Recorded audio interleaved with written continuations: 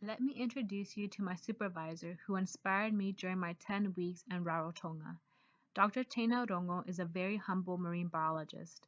In the office, he is known as Doc and is the only marine biologist with a PhD on the island, perhaps even within the Cooks. He can be seen here on the left. He not only understands the ocean from a scientific point of view, but also through experience. Growing up, he relied on the ocean to get food, just like the locals here do. Tana is very interested in preserving the ocean to preserve the culture of the Cook Islanders. He has put together a book that summarizes the research he has done in 2015 that talks about the different resources used from the ocean by the locals and how it has changed from generation to generation. So found out from them how they used the environment back then and also how they have seen it change throughout the years. I like that a lot that he has done that because it's including the community in the conservation of the marine resources and also the forests on the island. He's not just making it a project for scientists, and I think that's the way science should be done. It should include the locals. It should include how they use it from a traditional sense, because in my perspective, I believe that indigenous groups, they had a tendency to take care more of the natural resources than people that come from an environment that's based off of globalization. Under his supervision, we focused on the following 3 issues in the marine environment.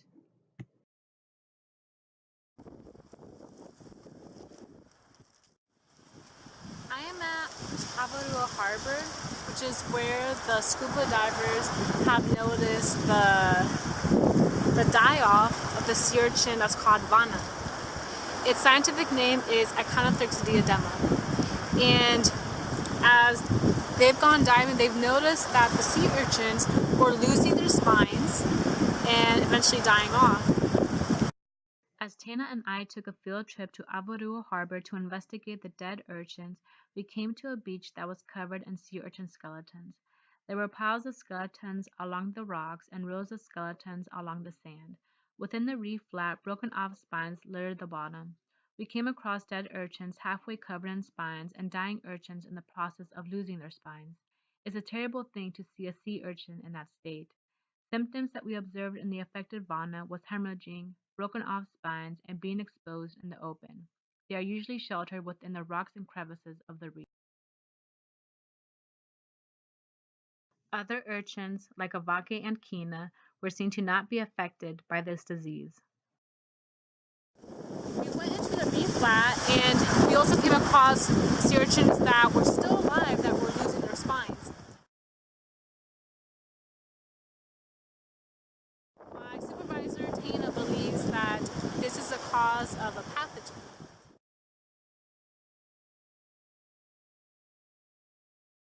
Two grazers that are very important within a reef flat are fish and sea urchins.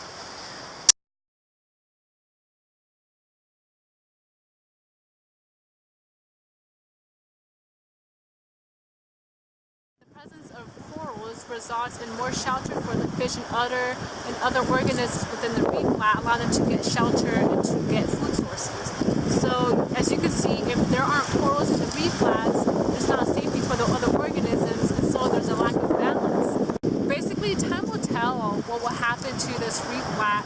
There will be a time when it won't be as pristine as it could be because it could become overrun by algae. And in that case, tourism could suffer here in the Cook Islands for a little bit.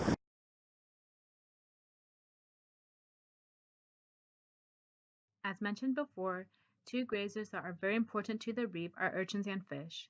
Fish are not as common as they once were in the Cooks, and many of the fish are infected with ciguatera poisoning. Ciguatera poisoning is caused by contamination of the fish by dinoflagellates that adhere to substrates such as algae. With the disappearance of fish, algae are taking over the reef and smothering the corals. Here are some photos showing what is occurring in many locations within the lagoon. With the algae takeover, there is less settlement for corals, and this prevents marine organisms to have shelter and food, creating an imbalanced reef. One area within Rarotonga that has been highly affected by an increase of algae is Moody Lagoon.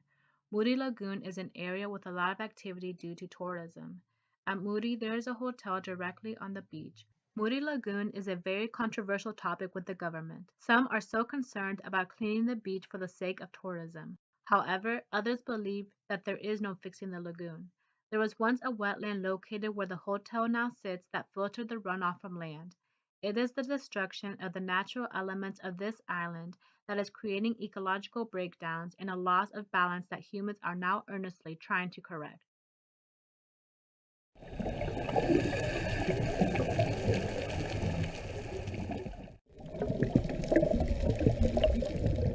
The purpose of a reef survey is to analyze the status of the health of the reef by looking at the fish, invertebrates, benthic coverage, and measurement of the growth of corals over time. Being aware of what is present, or in some cases, what is not present, can help scientists determine what is impacting a reef. The survey on Rarotonga is done approximately every 2 to 3 years. There is a total of 12 sites that have been chosen around the island. These sites were chosen because of the possible impact of land activity.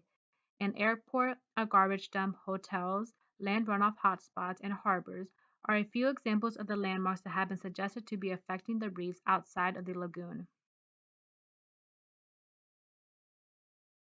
To prepare for the reef survey, I needed to become acquainted with the corals at the genus level. Before arriving on Raro, I was familiar with 3 coral genera. After studying and observing the corals and their differences in the field, I became familiar with about 22 genera of corals.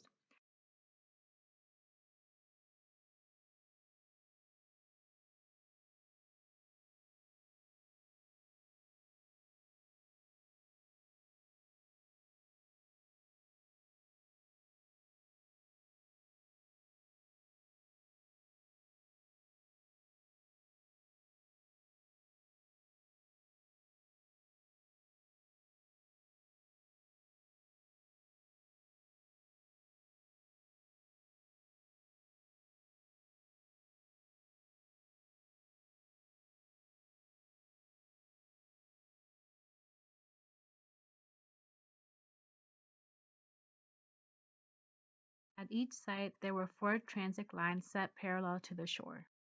My team consisted of Nana and Kay, who helped out with the scuba equipment and ran the boat.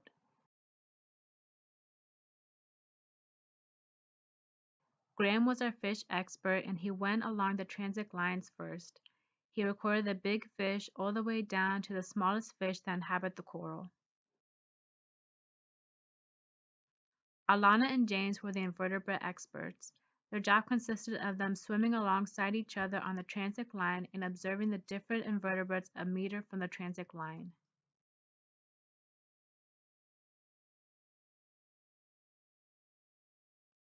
Tana and I focused on the corals. Tana measured the corals that were within his quadrant. The importance of this is that the sizes are compared to coral colony sizes from past surveys. Being able to see how coral colonies are growing helps us see if corals are making a comeback in certain areas. My job was to identify what made up the benthic coverage within my quadrants. Within each quadrant, there were 8 ropes that intersected, created the 16 points of reference that I used to identify. On each transit line, I tossed a quadrant 10 times. Some of the things that I observed were coralline algae, macroalgae, turf, sand, soft coral, and of course, coral.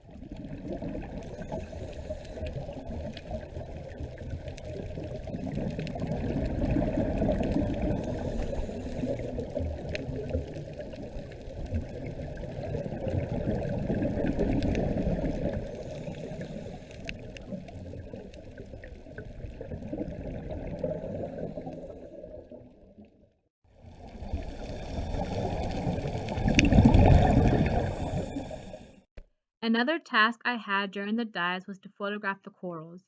Tana has a goal to make a coral ID book dedicated just to the Cook Islands because no such book currently exists.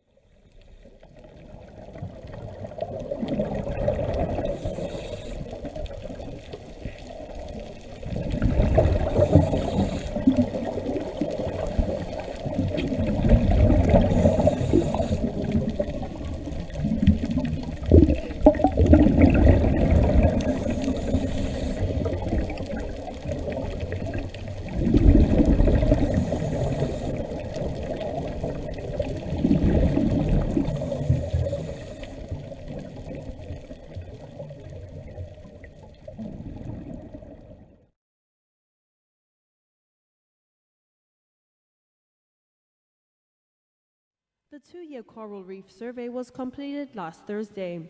Dr. Teina Rongo, who was in charge of the survey, was assisted by Alana Smith of the Ipukaria Society, James Kura, a recent graduate who has a Bachelor in Science majoring in psychology, and Annabelle Phillips, who is studying marine biology at BYU in Hawaii. The survey gives students the opportunity to learn how to determine the health of our coral reef. CITV spoke to James and Annabelle about what they have learned from being a part of this survey, as well as to let us know what the status of our reef is. So my main responsibility was to identify the corals within my quadrant. So a quadrant is just a square that I toss amongst the transect line 10 times, and within that square there are 16 points, and whatever's underneath the 16 points, I identify what's there and I count how many is there. The purpose of this is to see the overall coral coverage of that area and compare it to past data collected. Well, one thing that I have noticed, I believe it's very diverse here when you compare it to Hawaii. The reefs here look very good. Yeah, when I compare it to what I saw when I was going to school. But the thing that I learned here though was I learned to look closer at what's there. And so now I view the reef in a completely different way. And now I'm able to identify different coral species, which before it was only by genus. So now this experience has really taught me to dig deep and really see what's there. I want to continue my studies in marine biology, and this has helped me to focus more on what I want to do. I'm really interested in the corals, and now I know how important they are, not only to people like me who do enjoy the marine environment, but also to the whole island. If the Cook Islands doesn't have a good reef, the country will suffer from it. So it's very important that we take care of it. Anyone interested in learning more about the coral reef can participate in the next survey in 2 years' time. This is Diri Winton for CITV Local News. The area with the best coral coverage around Rarotonga is Avarua Harbor. The coral recovery was 41% in 2016 compared to 28% in 2014 and 19% in 2011. This location is very significant in terms of coral coverage, biodiversity, and nutrient richness. Overall, the locations around the island have witnessed an increase in coral recovery. Reefs are important because they are the first line of defense against strong wave action. The healthier the reefs are, the better protected islands and their inhabitants are against the elements that surround them.